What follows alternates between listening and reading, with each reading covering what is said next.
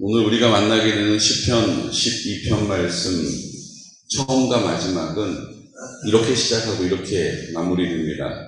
여호와여 도우소서. 경건한 자가 끊어지며 충실한 자들이 인생 중에 없어지나이다. 그 당시 다윗이 고백했던 시인데, 다윗이 보기에 그 당시에 이런 상황이었던 거예요.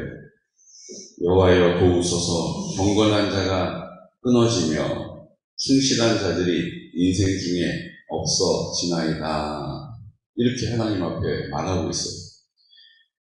마무리는 뭐로 되어집니까? 이렇게 마무리되어집니다. 비열함이 인생 중에 높임을 받을 때에 악인들이 곳곳에서 날뛰는도다. 그 당시 다윗의 고백이나 오늘을 사는 우리들의 고백이나 별반 다를 게 없는 것처럼 보입니다. 충실한 자가 없어지는 것 같아요. 점점 사회는 악한 소리, 악한 뉴스, 악한 소식만 듣게 됩니다. 거기다가 비열함이 인생 중에 높임을 받는 악인들이 여기저기서 곳곳에서 날뛰는 것을 우리가 공공연하게 보게 됩니다. 원래 그놈들은 나쁜 놈들이니까 라고 말하기에는 뉴스를 보기가 너무 두려워요. 장관 임명이라도 하게 되면 인사청문회에서 아니 어쩜 그렇게 결격사유가 많은지 몰라요. 상대편 정당에서 아주 그 사람을 탈탈 털어요. 그런데 우리는 이렇게 이야기할 수 있습니다. 털어서 먼지 안 나는 사람이 어디 있냐. 맞습니다. 그런데 우리가 듣기에 이 정도까지는 아니었던 것 같아요. 아니 어떻게 저런 사람이 장관이 되겠다고 나왔나. 아니 어떻게 저런 사람이 장관 후보가 되겠다고 하는가. 이런 생각이 들기도 해요. 이제는 더 좋은 사람, 훌륭한 사람을 선별해서 세우는 게 아니라 어찌 보면 덜 나쁜 사람을 추려내야 되는 것 아닌가라는 생각이 들 정도예요. 예전에 변호사님 한 분을 만났는데 그분이 이런 얘기 하더라고요. 법은 옳고 그른 사람, 그 옳은 사람을 손들어주는 게 아니라고 얘기하시는 거예요. 그럼 법이 뭐예요? 덜 나쁜 사람 손들어주는 거예요. 제가 그 얘기가 아주 크게 들렸거든요. 법은 옳은 사람 손들어주는 게 아니고 덜 나쁜 사람, 누가 덜 나쁜가 이리저리 따져봐서 그나마 덜 나쁜 사람 손들어주는 거예요. 그래서 자기는 변호사 하는 게 회의가 된대요. 왜요? 이리저리 살펴보면 이 사람도 다 잘한 게 아니에요. 그런데 저 사람보다는 이 사람이 더 낫다라는 것을 편들어줘야 되는데 괴롭대요. 오늘 성경은 다윗이 그렇게 고백했던 그때에 그렇게 고백했던 일이 오늘을 사는 우리들도 똑같은 인생을 지금 살고 있습니다. 요즘 우리 집에 조용기 목사님 설교가 붐이 일어가지고 조용기 목사님 설교를 요즘 듣거든요. 아유, 대단하세요. 왜 조용기 목사님인지 알 수가 있어요. 그런데 재미있는 거 하나 있어요. 80년대에 조용기 목사님 설교하셨던 예수 그리스도의 자 이러면서 막 설교하셨던 그 음성 설교가 지금도 남아있는데 오디오 상태가 너무너무 깨끗한 거예요. 마치 어제 우리 교회 와서 설교하신 것처럼 아주 생생하게 잘 들려요. 그런데 너무 재밌는 게 뭐냐, 80년대 설교하셨던 내용도 정치가 문제고 경제가 어렵고 사회 문제가 이리저리 많다. 마지막 때다. 이러고 설교를 하시는 거예요. 40년 전에도 지금하고 다를 바가 없었어요. 다윗 시대도 지금하고 별반 다를 게 없었던 거예요. 비열한 자가 곳곳에서 날뛰고 하나님의 성실하고 충성된 사람들이 끊어지고 없어지고 그것이 다윗 마음에 뭐가 된 거예요? 부담이 되고 아픔이 된 거죠. 그래서 오늘 이 시편을 기록하고 있는 것입니다. 그런데 여러분, 다윗은 좌절만을 보지 않았어요. 낙심하고만 있지 않았습니다. 어떻게 합니까? 2절 말씀 보십시오. 그들이 이웃에게 각기 거짓을 말하며 아첨하는 입술과 두 마음으로 말하는도다. 그 상황, 그 문제의 핵심을 다윗은 꿰뚫어 보고 있었어요. 그 핵심이 뭐라고요?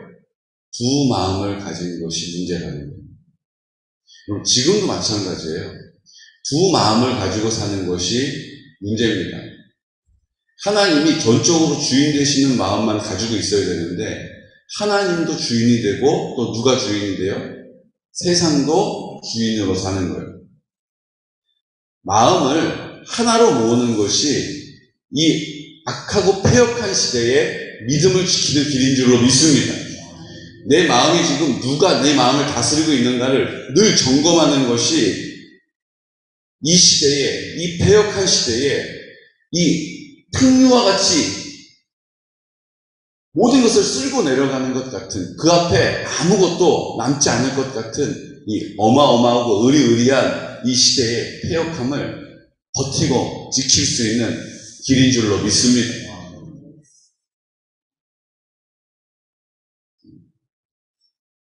제가 요즘 습관이 하나 같은 게 있어요. 습관까지는 아닌데, 그 전에 차가 이제 오래 타다 보니까 그 크랭크 축이 있어요. 그 축에 바퀴가 돌아가는 그 원래 자동차 몸통에 바퀴를 딱 붙이는, 그래서 그 볼같이 생긴 게 그 바퀴를 이렇게 잡고 있는 거거든요.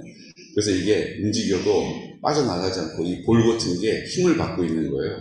근데 이 볼 같은 게 지난번에 농협 주차장 이렇게 오다가 그냥 주저앉아 버렸어요. 빠져버려가지고 바퀴가 그냥 이렇게 튕그러져 버렸죠. 그래서 이제 가져가서 이제 수리를 하고 하는 김에 이제 반대쪽도 이제 아예 새 걸로 교체를 했어요. 그래서 이제는 괜찮을 거라고 생각해요. 그런데도 차를 타고 나가다가 차가 뭔가 좀 기울어지는 것 같은 느낌이 들면 잘 이게 바퀴가 붙어 있나 보게 돼요. 제가 차를 타고 나가다 갑자기 차를 멈추고 문을 열고 이렇게 들여다보면 목사님 의심병이 들었구나 이렇게 생각하시면 맞습니다. 그런데요 우리가 한번 그렇게 되고 나면 자꾸 점검을 해야 되는 거예요. 저는 그게 옳다라고 생각합니다. 우리의 마음의 주인이 누구인지를 우리가 자꾸 살펴야 하는 것이죠. 지금 내 마음에 누가 나를 다스리고 있는가?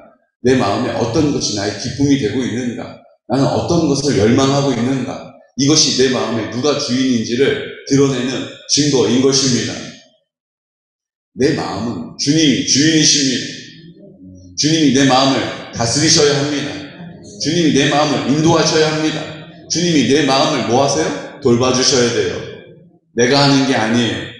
주님이 그렇게 하시도록 내 마음을 주님께 쏟아놓으시기를 축복합니다. 쏟아놓는다라고 이야기하니까 욥이 하나님 앞에 그 마음을 쏟아놓기 시작하면서부터 하나님의 회복의 역사가 시작되었던 것을 기억하시죠? 주님께 내 마음을 쏟아놓는 믿음의 사람 되시기를 예수 그리스도 이름으로 축복합니다. 그리고 뭐라고 이야기합니까? 3절 우리 함께 선포할까요? 여호와께서 모든 아첨하는 입술과 자랑하는 혀를 끊으시리니. 하나님은 그거 그냥 두고 보시지 않는다는 거예요. 하나님은 그냥 그거 모른 척하지 않으신다는 거예요. 다 끊어버리시겠다는 거죠. 끊어버리실 주님을 신뢰하는 것입니다. 단 내가 원하는 때 내가 하는 방법이 아니더라도 나는 그 주님을 신뢰하는 것입니다. 그러고 말합니다. 그들이 말하기를 우리의 혀가 이기리라. 우리 입술은 우리의 것이니 우리를 주관할 자가 누구리요 함이로다. 두 마음을 가진 사람의 특징이에요. 내가 주인 행세하면서 내 말 뭐 뚫린 입으로 내가 뭐 하고 싶은 말 하는데 그게 뭐가 문제가 되냐라고 얘기하거든요. 근데 여러분 우리의 입술은 내 것이 아니에요. 내 말은 내 것이 아니라는 것입니다. 주님이 나를 통하여 하실 말씀을 이 땅 가운데 선포하게 하는 하나님의 통로인 줄로 믿으시기 바랍니다. 그러므로 말 한마디도 내가 내 의미대로 하는 것 조심해야 돼요. 내가 지금 그렇게 하고 있는가 하고 있지 않은가, 내가 만약에 그렇게 행하고 있다면 반드시 즉시 회개해야 하는 것입니다. 주님 죄송합니다. 내 마음대로 했습니다. 주님 죄송합니다. 내가 주인 행세했습니다. 주님이 주인이십니다. 라고 고백하는 것만으로도 주님께서 우리의 입술을 주장하여 주시고 성령께서 내 할 말을 입에 담아주실 줄로 믿습니다. 그 주님의 능력을 경험하게 되는 것이죠. 그리고 5절 말씀이 오늘 이 말씀의 하이라이트예요. 하이라이트. 가장 중요한 말씀입니다. 함께 선포할까요? 여호와의 말씀에 가련한 자들의 눌림과 궁핍한 자들의 탄식으로 말미암아 내가 이제 일어나 그가 원하는 안전한 지대에 두리라 하시도다. 아멘. 이것이 하나님의 뭐예요? 뜻이에요. 내가 이 혹독한 상황 앞에서 그 가련한 자들의 눌림, 그 악한 자들의 횡포에 우리가 막 눌려 있어요. 억울한 일을 당해요.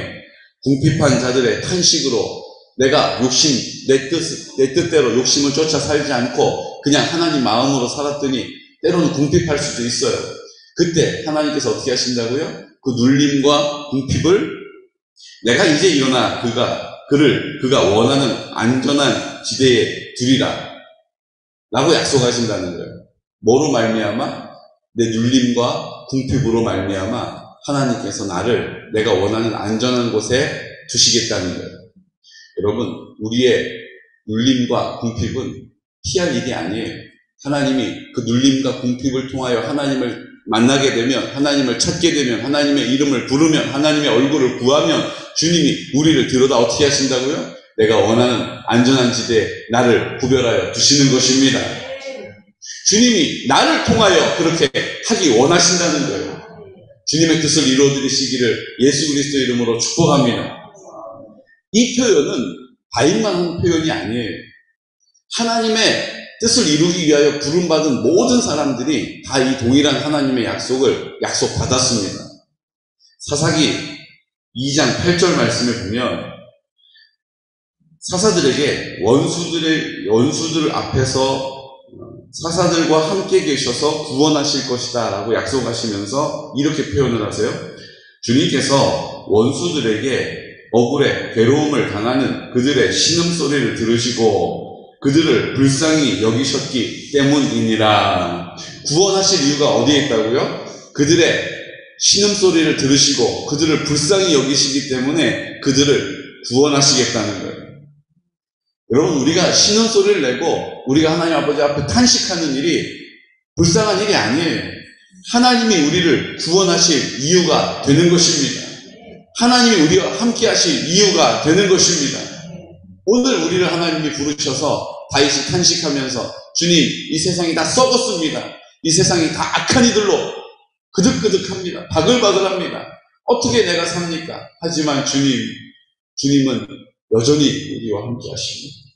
주님은 여전히 하나님 앞에 탄식하며 눌려있고 궁핍한 우리들을 하나님 앞에 나오는 우리의 믿음의 고백을 들어서 가장 안전한 곳으로 우리를 옮겨주시는 분이십니다. 주님, 나는 그분을 신뢰합니다. 주님, 나는 그분과 함께합니다. 주님, 나는 그분을 놓지 않겠습니다. 주의 이름을 부를 때 주가 구원하시는 것입니다. 예수 그리스도의 이름으로 승리하고 예수 그리스도의 이름으로 승리하고 예수 그리스도의 이름으로 승리를 선포하는 귀하고 복된 하나님의 사람, 하나님의 자녀, 하나님의 나라의 백성 되시기를 예수 그리스도의 이름으로 축복합니다. 6절 말씀을 보십시오. 6절 말씀 함께 선포할까요? 7절까지. 여호와의 말씀은 순결함이여 흙 보가니에 7번 단련한 은 같도다. 여호와여 그들을 지키사 이 세대로부터 영원까지 보존하시리이다. 아멘. 결국 다윗이 돌아온 게 뭐예요? 마지막으로 결론 짓는 것이 무엇입니까? 여호와의 말씀은 숨겨나가는 거예요. 무슨 얘기예요? 이것저것 불순물이 없다는 거죠. 이것저것 이건 되는데 이건 안 되네. 아, 이거는 왜 이렇지? 눈에 거슬리는 게 없다는 거예요. 여호와의 말씀은 그 말씀대로 이루어지는 것입니다. 그 여호와의 말씀은 그 말씀의 능력이 되는 것입니다. 그러므로 우리가 흑도가니에 7번 단련한 은같이 청결하고 깨끗하고 온전한 것입니다. 하나님의 말씀을 붙잡는 사람, 하나님의 얼굴을 구하는 사람, 하나님의 말씀에 준행하여 따라 살아가는 사람, 순복하는 사람을 통하여 주님이 반드시 그 뜻을 영광을 나타내시는 것이죠. 나를 통하여, 우리 가정의 공동체를 통하여, 우리 교회의 공동체를 통하여, 이 지역을 통하여, 이 나라와 민족을 통하여서 하나님의 나라가 이 땅 가운데 승리로 선포되어지는 그 일을 위하여 부름받은 자리에서 믿음을 굳게 지키는 우리 귀하고 복된 성도들 되시기를 예수 그리스도 이름으로 축복합니다. 아멘. 이 시간 나같이 기도드릴 때 우리는 기대가 있습니다. 그래서 입을 열어서 하나님의 약속의 말씀을 붙잡고 선포하는 것입니다. 우물우물 하지 않고 하나님 아버지 앞에 입술을 열어 담대하게 선포하는 것입니다. 주님, 이 악한 시대를 우리가 살아가지만, 이 패역한 시대를 살아가지만, 하나님 악이 들끓는 이 시대를 살아갈지라도 주님 아버지께서 오늘 탄식하는 나를, 눌려있는 나를 버려두지 않으시고 외면하지 않으시고 오늘 우리가 원하는 그곳으로 옮겨주시며 안전하게 하시고 하나님의 능력을 나타내실 줄로 믿습니다.